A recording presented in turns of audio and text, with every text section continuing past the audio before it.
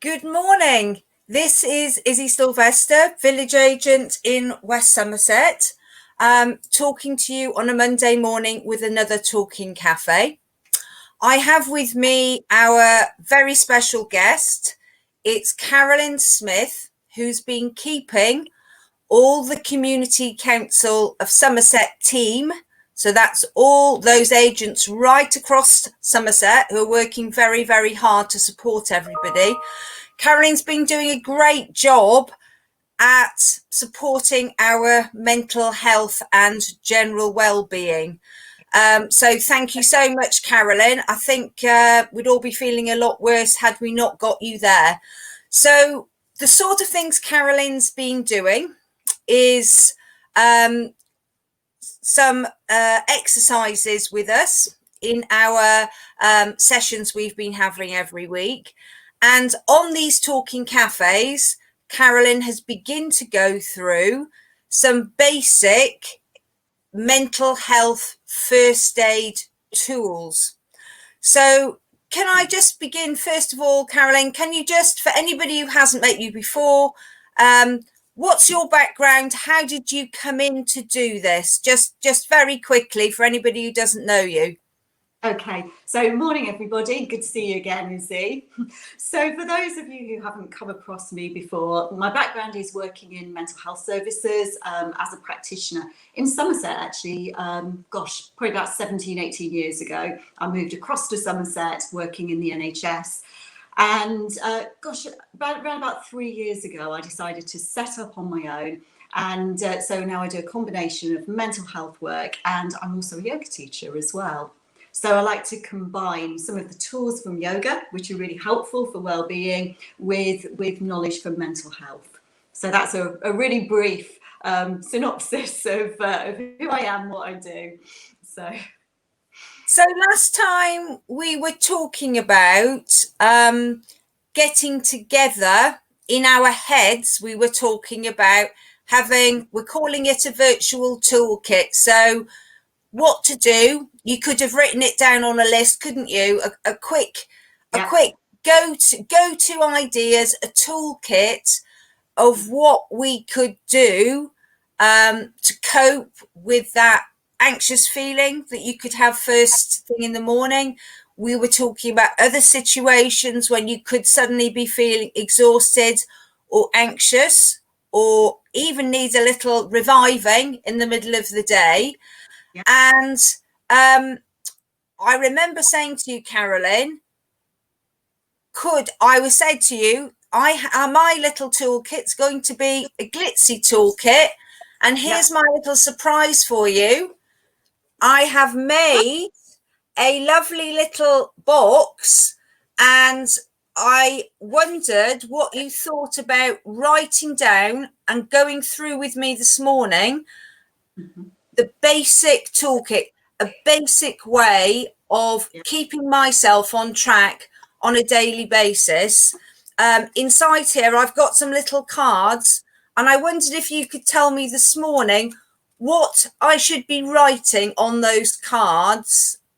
Basic first aid mental health aid. Brilliant.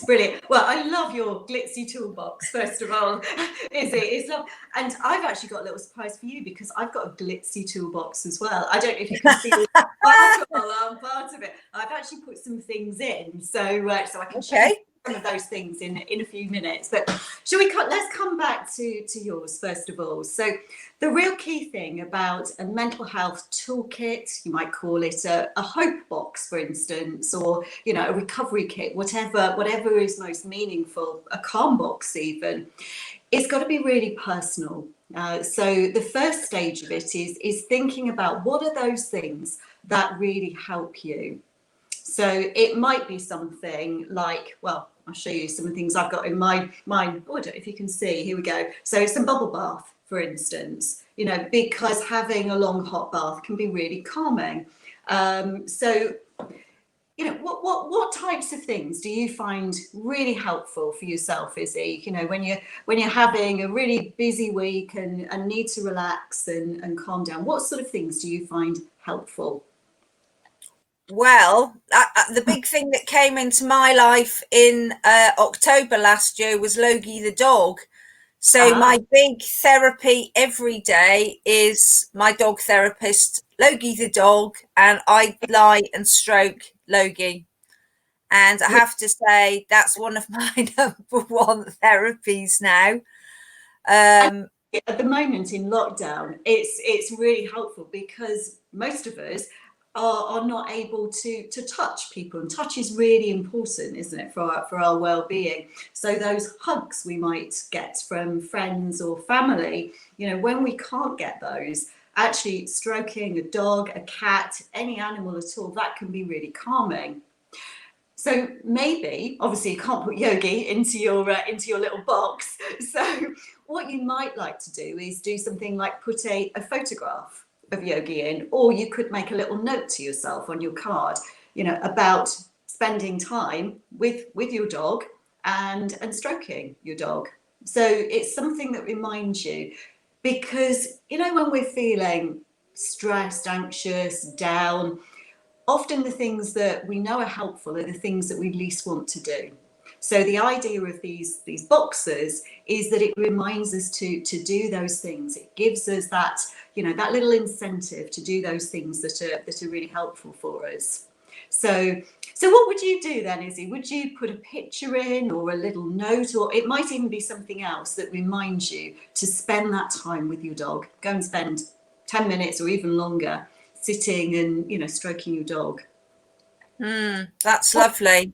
What would you put in? Would it be a picture, a card, or could even be? Yeah, it might. Well, I think I'll just draw a little outline of him and put him. Yeah, put that on one of those little cards. I can just draw a little black silhouette of him because he's got quite a, you know, particular body shape. Yeah, that'd be lovely. Yeah. And then that's something nice for me to do and to concentrate on. I find that really, really helpful, just concentrating, because even the whole, when I decided to make this, for you and for everybody out there, I just found, though it's a simple thing, isn't it? You're sticking PVA and on a box, I did really find that I was focusing very much on it, and I knew there was nothing else in my head at the time, which was really lovely. I'm not worrying about my mum, who's a vulnerable lady, or my clients, or other family members or friends. I was just really focusing. So I think for me, a little drawing, I put my little drawing on here with the flower, a little outline of Logie. I think just the putting together of a box, making it, decorating it, making it really personal. And it can be a little box like you've got, Izzy, or, you know, it could be this is a bigger box because I wanted to just put quite a few things in here, you might be able to see. So the box could be any size, but the key thing is that it's somewhere accessible, you know, that, you can put it somewhere where you've got access to it when you need it. So, shall I show you some of the things that I've put in my box? I'd love to see what's in there. Okay, let me take everything out, and I'll start at the bottom, because one of the things that you talked about, the actual making of the box, is very similar to one of the ideas that I had about doing something a little bit creative. And I've got it. It always goes the opposite way on the screen to what I think it will. So here it's a book with mindfulness puzzles in. You know, so little puzzles that you can do to get yourself really focused. So like when you were doing your box, Izzy, you weren't thinking about anything else. You were totally absorbed and in the moment, rather than thinking ahead. Because when we worry, when we're anxious, we usually look into the future and thinking about those worst case scenarios that might happen. So doing something that gets us really absorbed, it helps keep us present. So it might be mindfulness puzzles. It might be colouring. If you like artwork, it might be, you know, some art materials. So you might need a bigger box to be able to put some art materials in. Or I was even thinking about knitting, crocheting, for those people who like to do that. So something creative that you can do with your hands. I think that's great. So that's why I put that book in there, just to remind me to do something that's creative and will absorb me. Okay.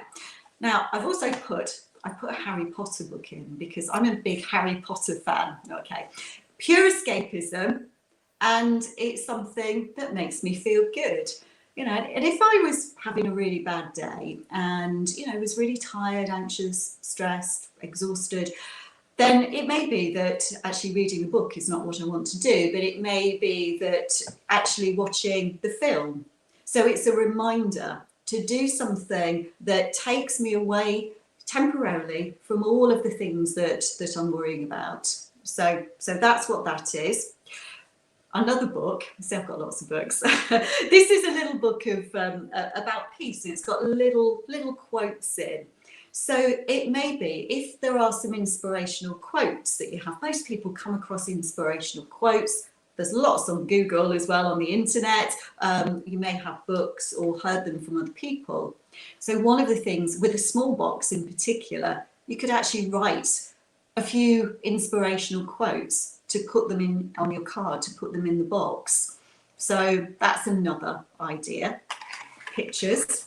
So I've got a little picture here. Was one that I grabbed. It's actually it's a yoga picture, but it doesn't matter. So it's of an elephant who is very symbolic in yoga. But the picture could be of anything. So it might be people that you care about. It might be a favourite place, a place that you've been to in the past that is really comforting, where you felt calm. So some pictures to look through. I've also put some tea in. I probably shouldn't show the brand here, should I? But a box of tea, okay. And that is about just trying to remind me to slow down, stop, go and have a cup of tea, settle down. And, while I'm going through the box, just settling down, having a cup of tea. Because often we're so reactive, aren't we? When something happens or we're feeling stressed, we react to it. We get very caught up in it. And taking that bit of time out can make a real difference. Time out just to try to change how we're feeling temporarily by doing something different. And it gives us space, just gives us that little bit of space. So there's some of the things that are in my box. Oh, and there's the bubble bath. There's going the wrong side with it. Try not to show labels here, but there's the bubble bath as well. One of the things that we've talked about in the past is going for a walk and how exercise can be really helpful. So it might be a little something on a card suggesting go for a short walk. Because those things, I like to think about 4 things as being really helpful. If we were to say 4 key things to do to try to keep us both mentally and physically in the best place that we can. I like to think about moving, which could be a walk. It could be just moving around your home, doing a few really gentle stretches, trying to eat well, breathing well, and good sleep as well. So I think they're really key things to try to think about. But often we try and change everything all at once, and we don't have to change our whole life to do these things. It's sometimes just a small change, like a short walk, or trying to go to bed at the same time every night to try to improve sleep. That can be really helpful. And I've gone off topic a bit from the box, but there's some of the things that I would think about when putting a box together. What are the things that help to keep me calm? What are those things that give me comfort, and keep me well? So on top of those, that's lovely to hear all those lovely thoughts and your lovely things that are in your box. What I wondered about is, should I be adding the sorts of things that we have talked about and you have demonstrated before? Because I must say, just stopping and doing the breathing that we've done makes a spectacular difference to how I'm feeling. And I wondered if on one of my little cards, a 5 minute, I mean, what are you recommending? Are we talking about a 5 minute breathing? Will that do the trick? Should we be aiming for more? What are we talking about? But when we're using the breathing exercises to calm, it takes between 3 to 5 minutes to really start to work. And it's because it takes that length of time for the breathing to send signals up to the brain that we're safe and that we are calm. And if you're not used to doing it longer and practicing fairly regularly, but yeah, once you're used to doing them, so for yourself, Izzy, 5 minutes of breathing. So how would you remind yourself of that within your box? Would you write something on your card, or how would you do it? Well, I'm a big person for symbols. Like I said, with the the dog outline, I think I'd probably go with some sort of maybe puffy clouds or a nose and some puffy clouds. That might sound a bit weird, but or a nose with some lovely bits coming out of it. Just I am a visual person. Words don't really do it for me as much. Okay. I think if I just grab that card just to remind myself of that, I think that would work for me. And I think what you've just said is so important. It's so, the things that you put in your box need to be really personal and meaningful to you. So, for me, I like reading and I like writing. So, I would tend to go for more of those types of things in my box. But Izzy, for you, doing little images, then that's much more personal. So yeah, absolutely. It might be that someone's a very tactile person, and might want to put something in that, you can actually touch and, got different textures that may remind the person to do something that's helpful. So it's whatever's meaningful for you. So I love the image of the nose and the fluffy clouds to remind you of to take that 5 minutes to breathe. So. And I was wondering about you were talking about tactile there, that idea of putting something that, not necessarily a teddy bear, because my teddy bears tend to be not very cuddly now because they've been worn away with love, but something kind of furry that might kind of remind me of that lovely cuddly nesty cuddly type, that type of bit of material or something nice like that. I was wondering if I could just squeeze a little bit of that in there. Yeah, absolutely. Something small that you can put in that is really tactile can be really helpful, because just actually feeling something with your fingers, I guess a little bit like stroking your dog. If you've got a really nice piece of, say, fabric in there, or fur that's a bit like how your teddy bears might have been at some point. Be careful what I say here, Izzy. Then it can sort of remind you, or encourage you to maybe to go and get your teddy bears if they're really comforting and soothing for you. Because what we're talking here about is self-soothing. Finding those ways to help us to settle, help us to feel grounded, and less anxious and worried. So. Yeah, some people I've come across use things that have a lot of texture in. So it might be something made out of wood, for instance, where you can actually sort of feel the carvings. I've got a lovely wooden duck, actually, that it was too big to put into my box, otherwise I would have done. But I could actually see that by just just holding him, that would have been something to occupy your hands. And which can be really helpful, soothing and grounding. So Yeah. would I'm just going to throw it out there and ask you, so would closing your eyes and focusing on the just feeling something, is that a quick road into mindfulness? If you were to do that for a few minutes, where you're just, so you've taken out one visual, your eyes, your visual field. Yes. Is that a quick road into there? I think that's a really good idea, because it's about coming away from thinking about the future, worrying about the future, or even thinking about the past, to being here and now. And when we close our eyes, we're sort of shutting everything out, and it can help us to become a bit more present. So closing the eyes, sitting, using something tactile, or stroking some material, it's taking us to the here and now.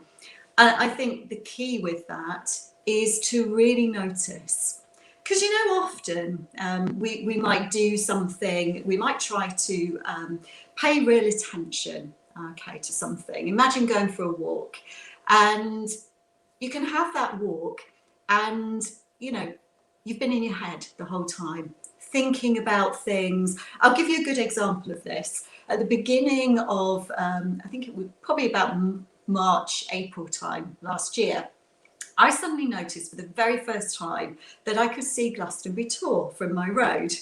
And I've lived here, must be about 17, 18 years, and I've never noticed it before, okay? And so it's really about taking notice much, much more. And because, working from home then, and I was taking those daily walks and trying to slow things down, I was noticing things that I wouldn't, that I previously just not noticed at all for all those years. So if we're using something tactile, let me just grab, I'm going to grab here my little bottle of bubble bath here. But, if you imagine that, really noticing the textures, because usually it's bubble bath, okay, pour it in the bath, but actually really noticing the textures, running the fingers around. So noticing the things that we wouldn't ordinarily see, exploring it almost from a child's point of view.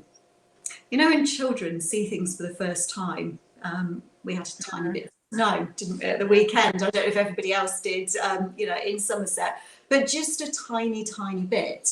And it was curious. My cats went out in it. So I've got 2 young cats, and it was the first time they'd seen snow. And it was like surprise, oh my goodness, what is this? What is this stuff? And putting a paw in, and then, oh, that's cold, And that's seeing things as if we're seeing them for the first time, trying to take us back to seeing things with child's eyes. That's a really helpful way to look at very simple and easy mindfulness practices. So looking beyond what we would usually notice. So does that all make sense, Izzy? Yeah, yes, it really does, because I think my experience is that people get a bit, I suppose mindfulness has been thrown around, and people are feeling, my experience is people are feeling like it's something else, something quite highfalutin. You've got to learn, go on a course to do, etc., etc. What you're telling me now, no, it's not that. You can grasp it in the next minute if you so choose to, by simply picking something up and closing your eyes and focusing on that, or opening the door, looking at whatever's outside and just looking at the details of whatever it is. Exactly. It can, we can access mindfulness through everyday things. And what one really good example, this is something that I will often do as well. So having a shower, it's a really good way to start to introduce yourself to some of the ways we can bring mindfulness into our day. So I often find when I get in the shower in the morning, I start thinking about the day. So I'm thinking about all those things, my to-do list, all the stuff that I need to do. And I try to notice that, and then focus on the shower. And there's something very tactile, you know, about feeling water on your head, you know, feeling the temperature of it, feeling it on your back. And that is another way that we can bring ourselves back to the present with simple mindfulness practices, just really noticing. So noticing the feeling of the water on the skin. So that's something I find really helpful. So really, could I be doing that when I'm washing my hands for 20, 30 seconds? Could I be doing it when I'm scrubbing the pan after my lovely casserole that I'll be having this evening? Could I be doing it then? Totally. You can, everything that we do, because so often we just do things on autopilot, don't we? You know, so scrubbing your pan, you know, and you're probably at the same time thinking about all sorts of things, probably things that you need to do or conversations you need to have. But actually, if we just sort of say, okay, right, let's focus on what I'm doing now, and focus on scrubbing away. And, you know, through a child's eyes, you might notice the pressure that you need to put on it, what it feels like, you know, because usually there's a bit of effort, isn't there, when you're scrubbing, you know, a casserole dish, for instance. So just really noticing. And usually when we first start doing these things, you find that scrubbing away on your casserole dish for a moment or two, and then a thought will pop back into your mind. Okay. Oh yeah, after this I need to, I don't know, feed the dog, And what we need to try to do then is say, yeah, okay, that was a thought. Let's come back to it. Just try to let go of that thought and come back to it. So we're really involved in what we're doing rather than being in our heads. It gives us that respite, it's calming, brings us right into the present. So it's really sounding like I have now got the opportunity.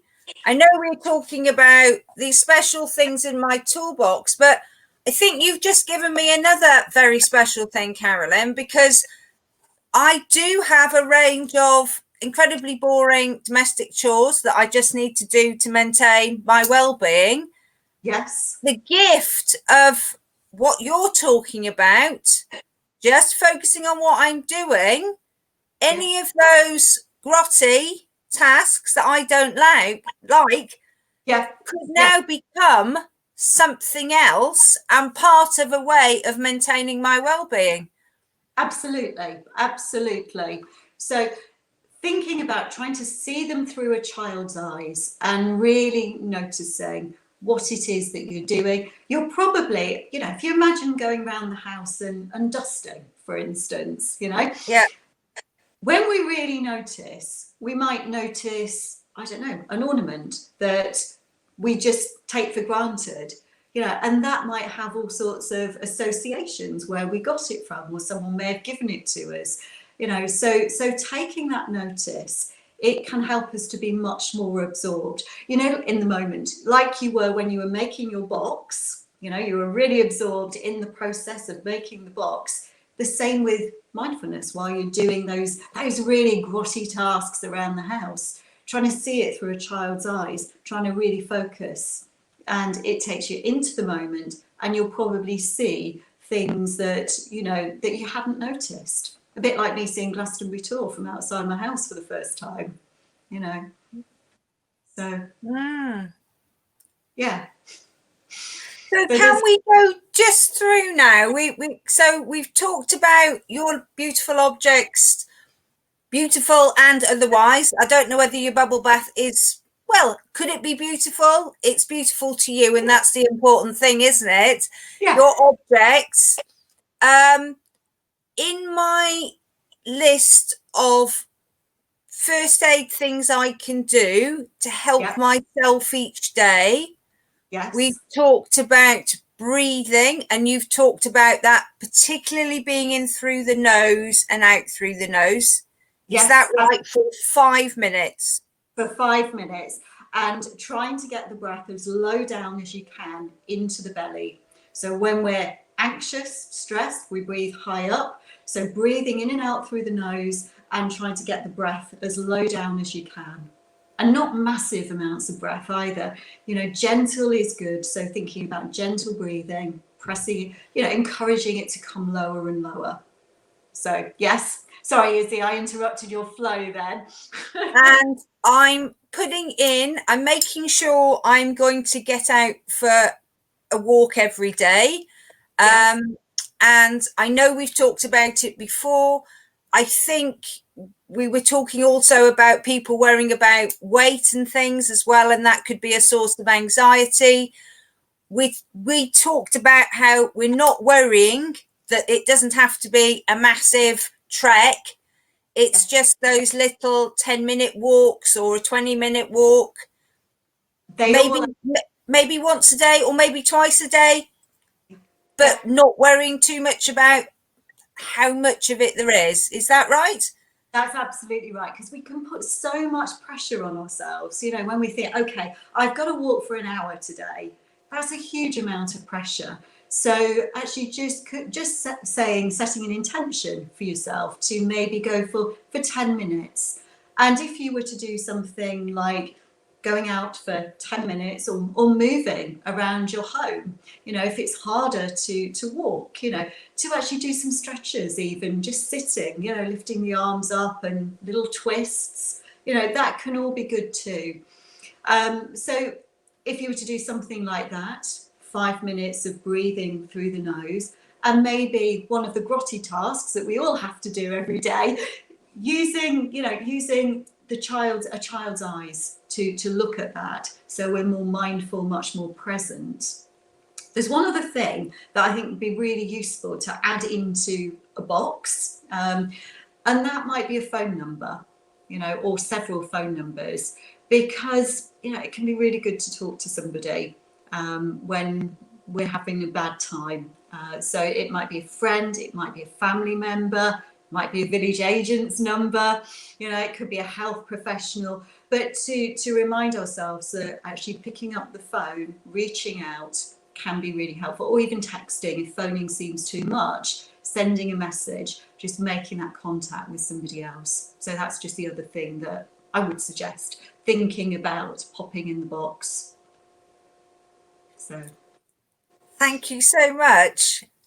You're welcome. Can you just tell everybody out there about your yoga sessions and how they can communicate with you if they do want personal support from you? How does that all happen? And I think you've told me before that you now have a way of supporting people who may be low-waged or struggling financially at the moment.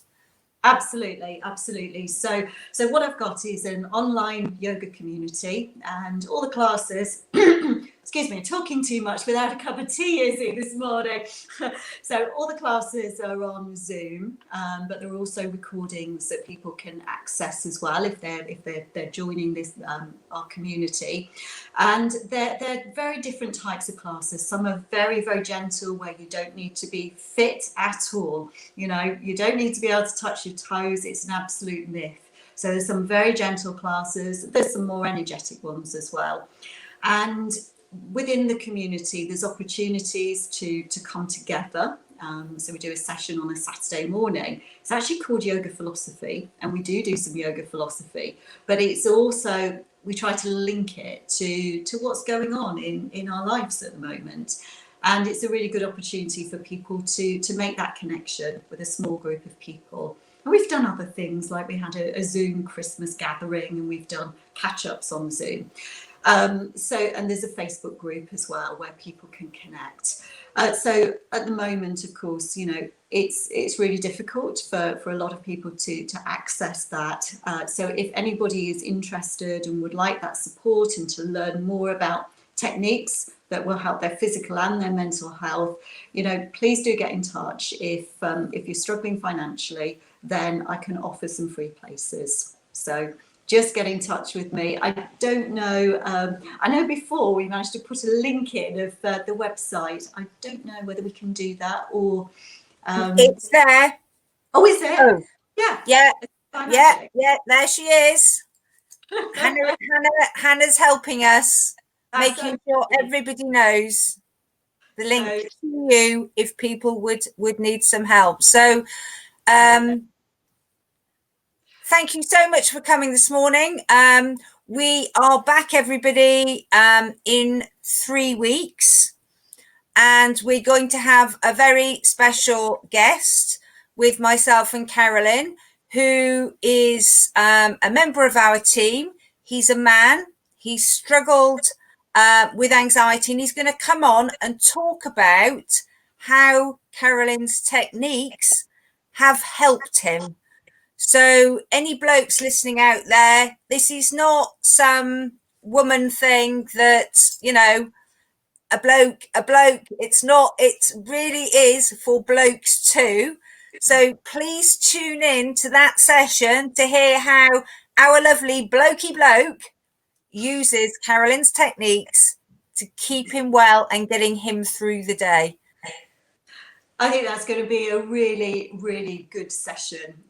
You know, so for anybody out there, and I think particularly for men, it can be really hard to acknowledge difficulties with, you know, with mental health, emotional health, struggling, because of all those stereotypes out there. You know, need to be tough to be a man, and they're really unhelpful. You know, or not talking.